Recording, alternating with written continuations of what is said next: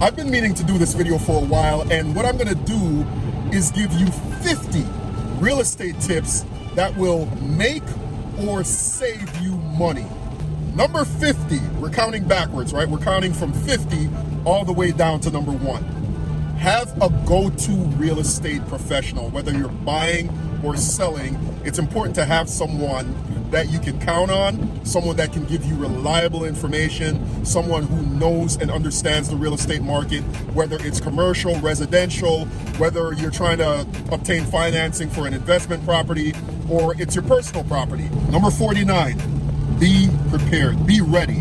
In the real estate market, if you're buying or selling, be ready. And this is kind of an underestimated tip. All right, and number 48, review your credit. I'm gonna keep my glasses on because I need to see my list so I can go down and see what the hell I'm reading. Make sure your credit is up to par. It doesn't matter if you're an investor, doesn't matter if you're buying a property for yourself personally to live in. Your credit is a critical part of real estate.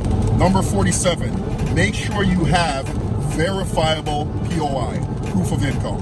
And this might seem trivial, right? Like for business owners in particular, this is a big deal, right? If you're running a business, a lot of times you have to prove your income through your bank statements or, depending on how you pay yourself through the business. This is key. Number 46, have money saved, right? Contrary to popular belief, real estate transactions cannot be done with absolutely no money down. Yeah, there are programs out there that have zero money down for your down payment. As a matter of fact, if you click right here, you can see the Bank of America program that I did a video on that talks about that. It's a good program, but you still need to have some money. Number 45, know your area, right? If you're buying or selling, you need to be familiar with the area, especially if you're selling. Like the listing appointment I just came off of, there are 2 other units being sold in that building that the gentleman was aware of, and they're actually being sold for less than what he wants to list his property for. Number 44, research and understand real estate finance. This is something that is really important. A lot of sellers overlook this part. Some buyers overlook this part as well. Sellers will advertise that they only want a certain type of financing, right? You look at a listing in the MLS and it's not uncommon to see, no FHA or, sometimes they'll even put no VA, right? They only want a cash buyer or someone who's financing with a conventional loan. And I never quite understood. Well, I do understand it. I mean, the connotation that goes with, FHA financing or VA financing or any kind of government-backed loan is that, the people have shaky credit or they don't have a lot of money to put down or something along those lines. And it's a negative connotation in a lot of sellers' minds, but that is absolutely not the case in every instance because there's so many creative ways that you can put a real estate deal together. Some of them don't even have anything to do with the bank, right? I did a video, I'll put a link to that video up here where there are sellers who are offering owner financing. There's another means of financing that's called subject to, where you assume the existing loan on a property, and I could go on and on and on. There's hard money lending. There's so many different types of financing that you can use for real estate that it behooves you as a seller and obviously a buyer to understand, research the different methods of real estate finance. And number 43 on my list, I actually just covered in 44. Conventional mortgages aren't the only way to buy real estate, right? And the reason I did that for number 43 is there can be different rates for each type of financing. And this kind of proves my point of number 44, right? With understanding financing, because a lot of times you'll have people with good credit who choose to go with an FHA loan for a couple of different reasons. The interest rate is usually lower. Number 2, you can put less money down, right? So those are reasons why someone who 100% qualifies for a conventional loan would probably choose to go with, a USDA loan or an FHA loan. Number 42, property taxes.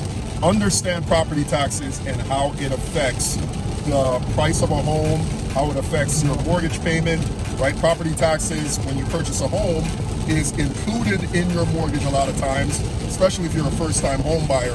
The bank is usually not going to leave it up to you to pay the taxes on your own at the end of the year, so it's built into your mortgage payment. So you need to understand how a home that has $4,000 annual property tax versus a home that has maybe an $8,000 annual property tax is going to make a difference in your mortgage payment, right?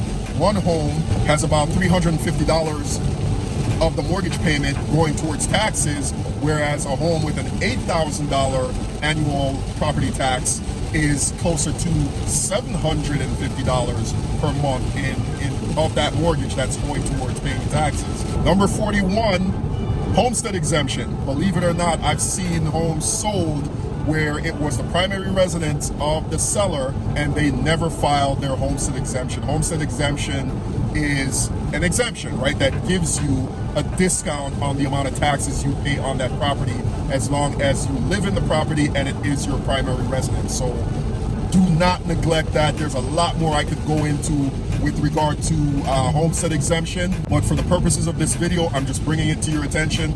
Once you purchase a home, one of the first things you should be doing after you turn your lights on and all your other utilities on is file your homestead exemption. It will make a difference in how much you pay in taxes annually. If you're getting value from this video, like, subscribe, and share it with someone. I appreciate it. Before we continue, I've got to draw your attention to my Aromatherapy Diffuser you see there in the background. You see the green thing that's changing colors and spitting out like a mist there. It smells so good. I gotta tell you guys about this because number one, it comes in a 2-pack. Number two, it's $20 for a 2-pack, and Christmas is around the corner. It makes a great gift. Let me move the chair so you guys can see that. I'll zoom in. I'm gonna put an Amazon link in the description of this video, so if you guys wanna grab that, but man, I wish you could smell how that thing smells, right? You just add some water, like you see me doing here, and add the oil and turn it on. It changes colors. It's a great mood light for a living room, bedroom, or like I have it here in my home office, and I love it. Okay, so enough of the aromatherapy diffusers. Let's get back to the video. Number 40 is homeowners insurance.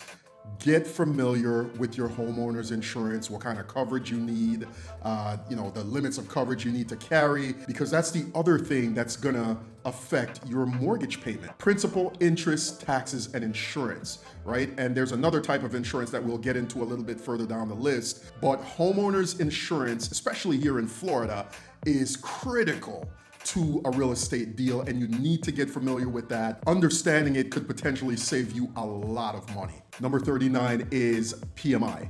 That's private mortgage insurance, and that's the insurance that does not cover your home. That's actually for the banks, right? It's built into your mortgage payment, and if you put less than 20% down on a conventional loan, you're gonna need to carry PMI. The next kind of insurance you need to be familiar with, and this is number 38, is MIP, Mortgage Insurance Premium, and this is specifically for an FHA loan. Now, some may consider this one of the drawbacks of going FHA because MIP exists for the life of the loan.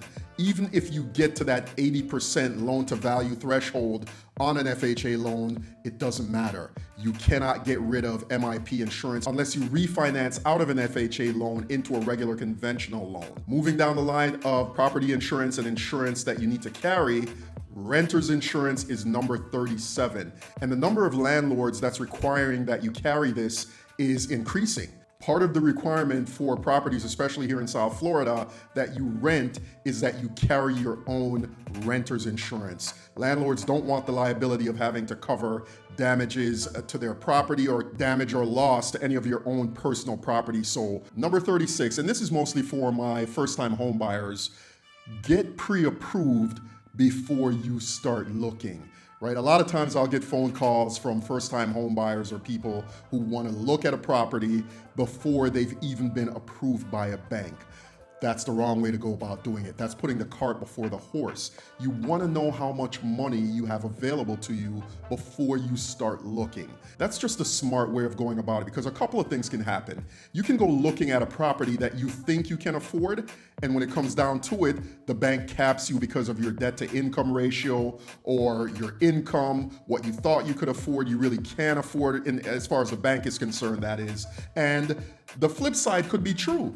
You might think you can only afford maybe a $400,000 or $500,000 house, and turns out when you get pre-approved, the bank qualifies you for $600,000, right? And you can buy a much nicer home, maybe buy a home that is bigger or whatever else you might be looking for. So it's important that you get pre-approved before you start looking for a property. Okay, moving right along to number 35, home renovation budgets. A lot of times I'll see people renovate their home, and what do? They put these exorbitant fixtures in the home. They put things that will not necessarily get them increased value on the property.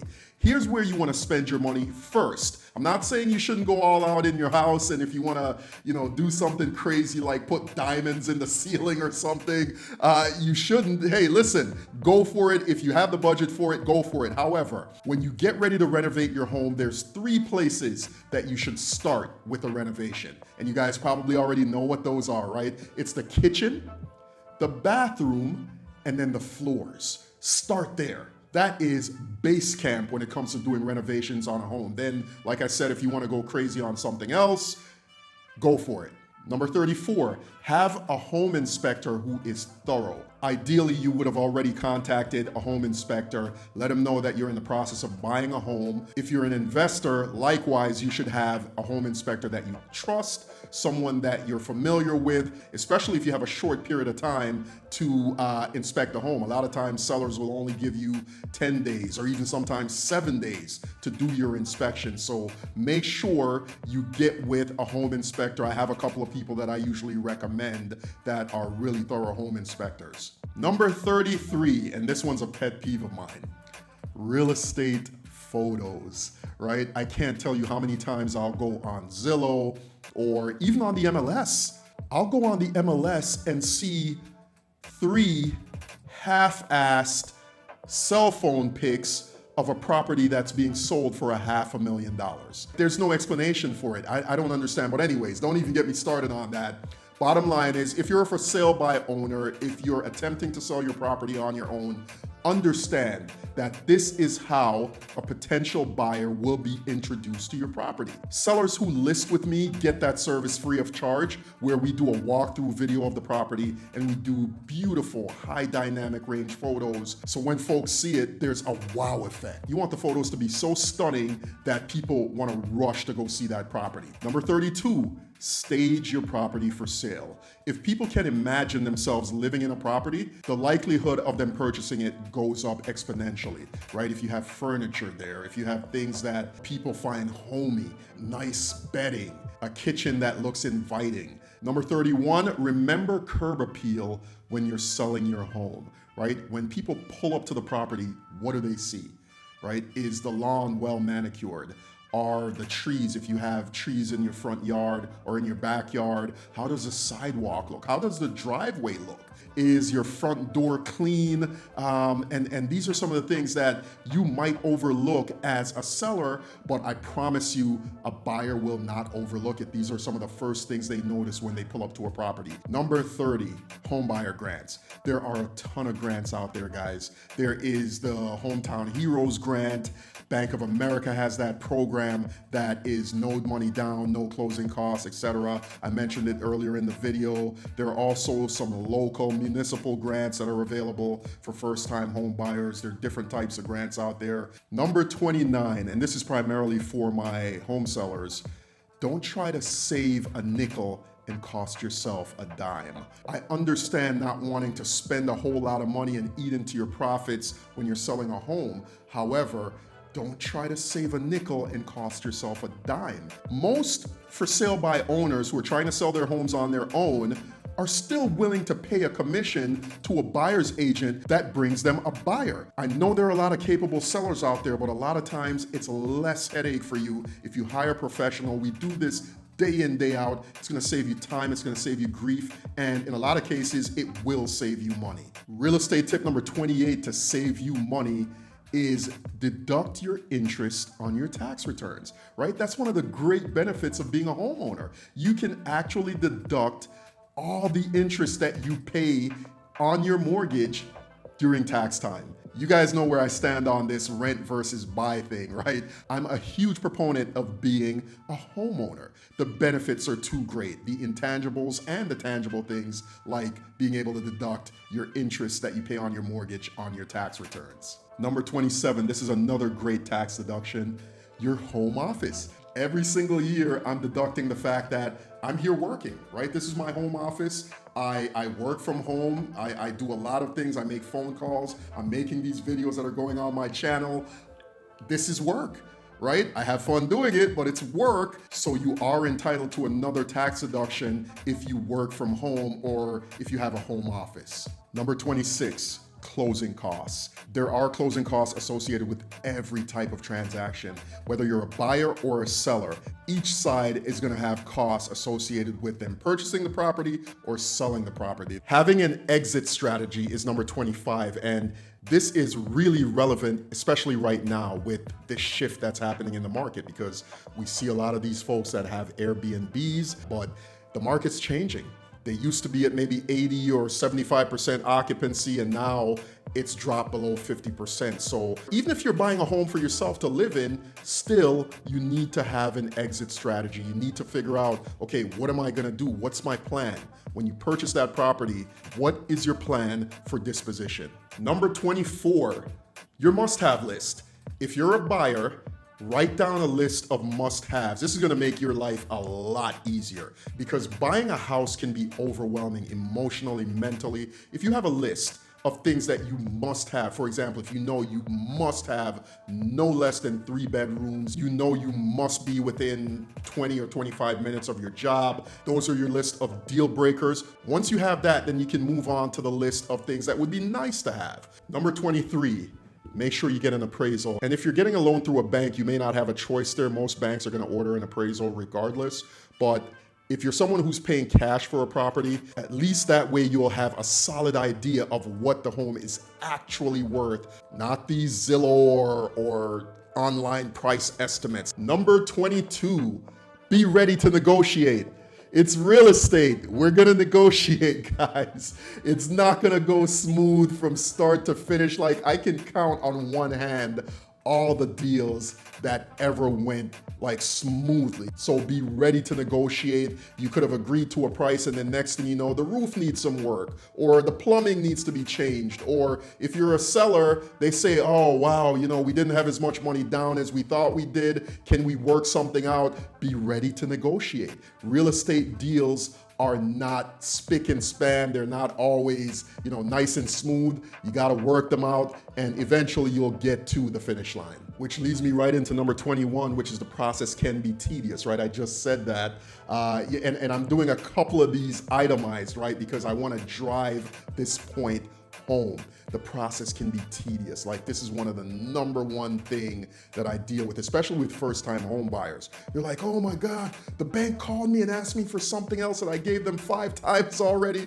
Or, you know, I can't believe this seller is not willing to like fix something in the kitchen, or whatever it may be. It's a tedious process. It's an emotional process a lot of times. And if you're prepared for it, you're able to handle it more efficiently. You're able to handle it better. Number 20, expect delays and disruptions in real estate deals.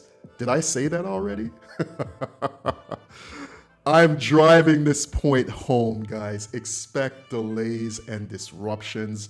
Real estate deals are rough sometimes. We're lucky when they, you know, don't get too extreme in terms of what is required from the bank, in terms of the seller or buyer, depending on which side you're on, that we're dealing with, is not too much of, you know, a stickler for different things. But expect delays, expect disruptions. And number 19, Know and understand your mortgage payment estimate. Know what's included in your mortgage. And I did a video about understanding your mortgage. I'm gonna put a link to it right up here. I broke down different parts of your mortgage payment and what's included, but you need to understand what your mortgage payment is. I've dealt with folks before who they were looking to buy a house and had no idea what the mortgage payment was gonna be and were shocked once they found out what a mortgage payment on like a $500,000 or $600,000 house would be.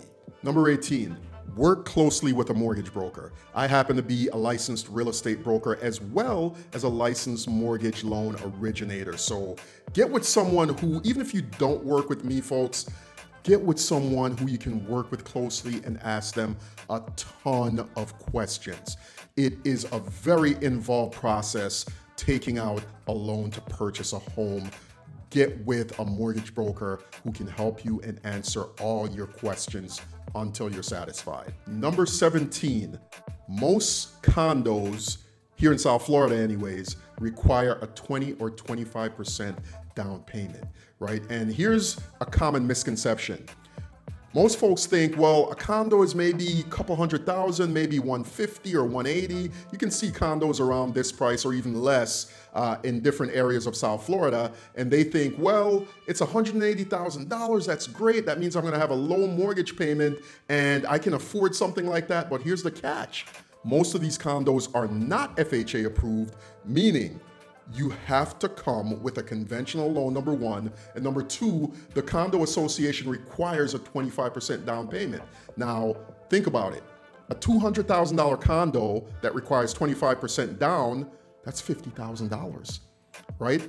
So all of a sudden now, that whole idea of buying an affordable property is flipped on its head if you do not have $50,000 to put down on a $200,000 condo. And if I'm being honest, if I have $50,000 saved for a down payment, I would not buy a $200,000 condo, right? I would leverage that money more efficiently and make it a 10% down payment. So with $50,000, I can buy up to a $500,000 house, right? But I'll get into that calculation with you. If you want more answers about that, or if you have questions about that, give me a shout and we'll talk about it. But that is something to keep in mind. Number 16, self-employed, you need to file tax returns that reflect your income. I think I may have covered this in one of the earlier numbers, but I don't know if I mentioned the whole tax return aspect of it.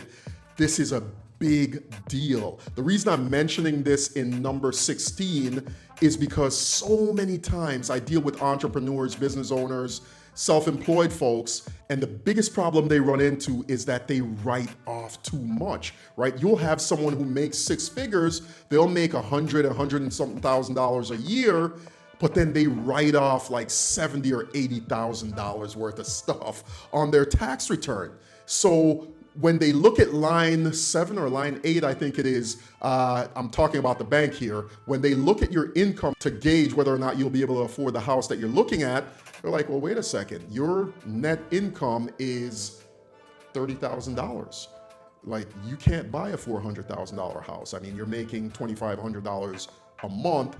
The mortgage alone is going to be more than $2,500 a month. And this is the problem that business owners run into. So do your taxes accurately. For my business owners and my entrepreneurs, you got to make sure you have those things lined up before you get ready to look at a home, because then that's going to be a delay that you might not have expected. I hope you're finding the information I'm providing so far useful.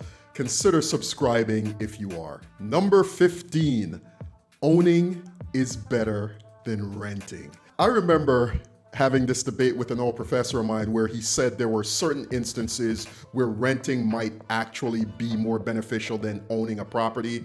And that is true. The idea is that, let's say you have $50,000 that you were going to invest in buying a home. You could potentially invest that $50,000 somewhere else, maybe in the stock market, maybe in a business, and get a better return on your investment in those areas than you would in purchasing a home. But how many people are going to do that? How many people have the discipline to make better than a 5 to 10% return on $50,000 versus investing those funds in a home where it's automatically appreciating year over year? For most Americans, home ownership is the fastest pathway to wealth. Number 14, rent to own.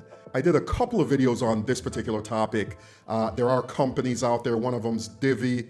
The other one, I forget the name right now. I did a video about that as well. I'm gonna put the link up here so you can check that out. But it is a viable option to renting. There are companies that will purchase the home for you and give you an option of purchasing it back in a tiered system. Number 13, and this is a big one. For sellers, pricing your property properly is critical. Try saying that 3 times real fast. Pricing your property properly. Part of the reason why so many properties stay on the market longer than they need to, people use arbitrary numbers when it comes to pricing their property, and that's a mistake. You don't want to overprice your property. You certainly don't want to underprice it, right? Because you want to maximize your gains.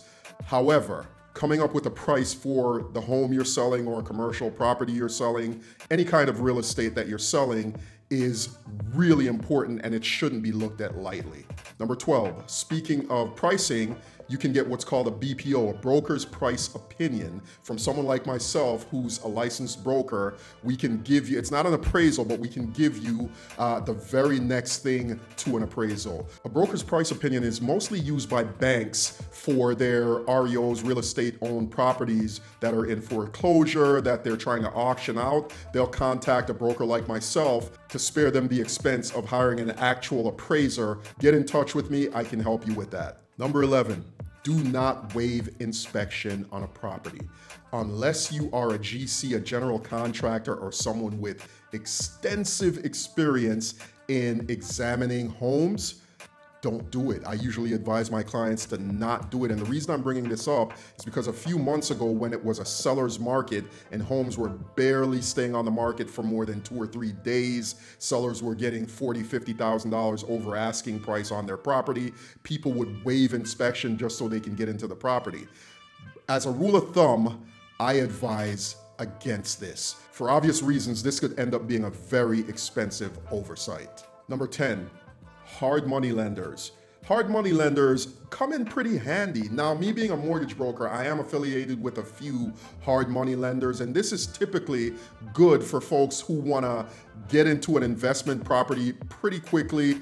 You don't wanna go the conventional route to obtain a mortgage to purchase the property. Hard money lenders usually look more at the property, the equity in the property, more than they do at your personal or even business credit. Hard money lenders typically want a lower LTV, meaning loan to value. So say, for example, a $100,000 property, they usually will only finance 60 or 70% of that property. You have to come up with the other 30 or 40% down. Understand what a 1031 exchange is. If you own a property that, when sold, is gonna net you more than $500,000 in capital gains, you might want to upgrade the property so you don't actually take those gains and have to pay taxes on them. You're essentially trading your property with someone else for a higher value property, which leads me into number 8, which is understand capital gains taxes. And the abridged version is, if you're single, you can avoid paying taxes on up to $250,000